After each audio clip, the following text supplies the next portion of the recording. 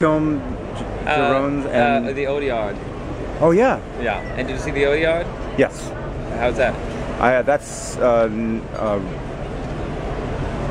of like this. It's fine. He's always going to be Jacques Audiard. I Yeah. don't have any issues, but it's to me it wasn't as good as I didn't. I particularly like the beat my heart skip. Yeah, me too. Well, I love both of those. Yeah. Okay. All right. We'll get into it. Yeah. So I just, but I was, kind of looking forward. Am I deciding whether to go to the Sergio Leone film this evening? Yeah, I know. I would like to go. I would like to go too. 4.5 hours and. That's the thing. This might not be the night for it, but Yeah. But it's they put in like 20 minutes of extra stuff or something of stuff that was in the original cut. Do you know that? The original 2 hour something cut, you mean? The one that No. was truncated? Or? This includes. This is the Once Upon a Time in America that they've restored. Yes. Apparently, it includes work print footage that has never. Have you ever seen with work print footage? No. No. This is it's stuff that's never been in it before. So Okay. it's the longest it's ever been. Anyway. Yeah. Right. So the what's the pattern these days as far as what you does a movie just come into your head, or is it something that you tend to have been working on for a good 6 months or a year or two? Does it gradually germinate, or does it something ever just happen to you?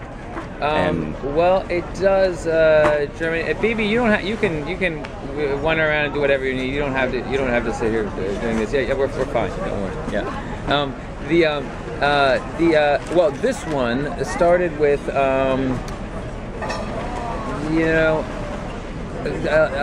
10 years ago or something, maybe.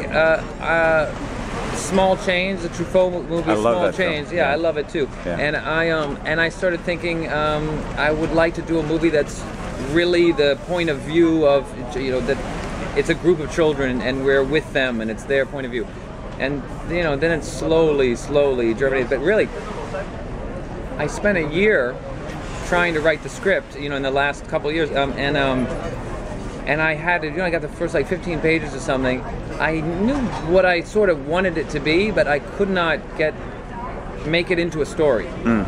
And then I called Roman and asked him if he would help me figure it out. And we spent a month together, and at the end of the month there was a whole script, and it was he helped me figure everything out. So anyway, that's the way that one went.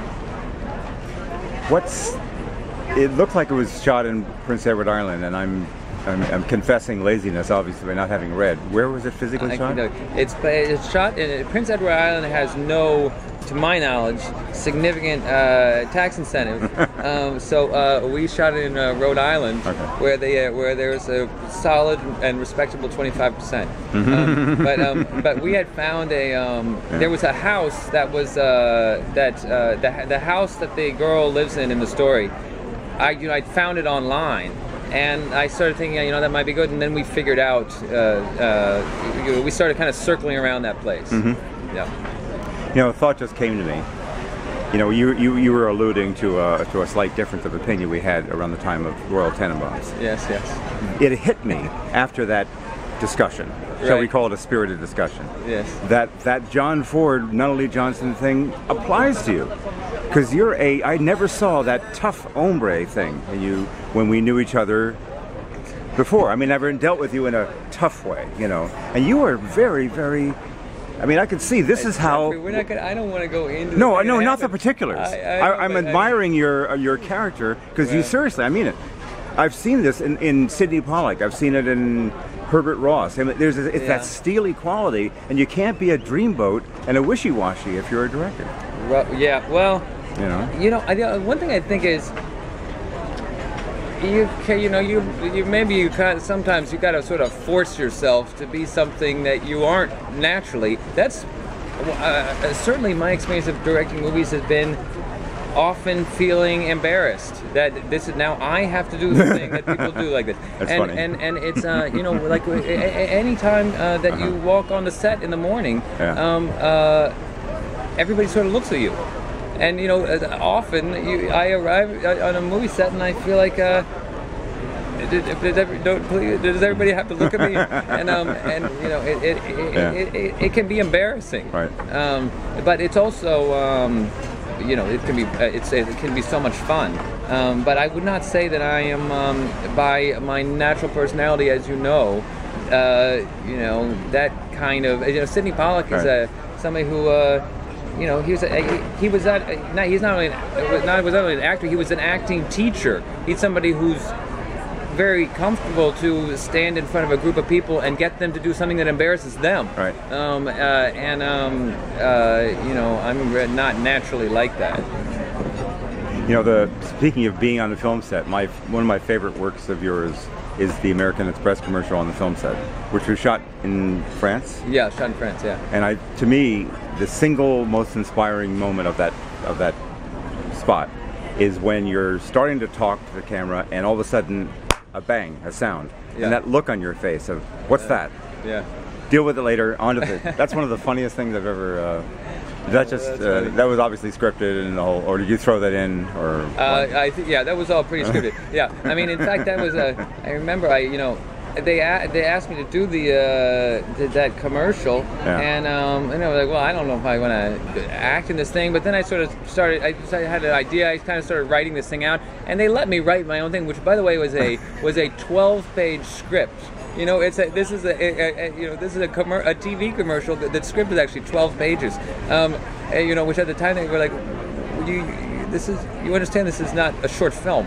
But I was I'm going to talk very fast, but then it became, and then I got kind of so into it, it became really fun, and they let me do exactly what I wanted. Except I will say there was one moment where there's something in it where I said something like, "This is an I identify it as American Express commercial" or something like that, and that did not immediately meet.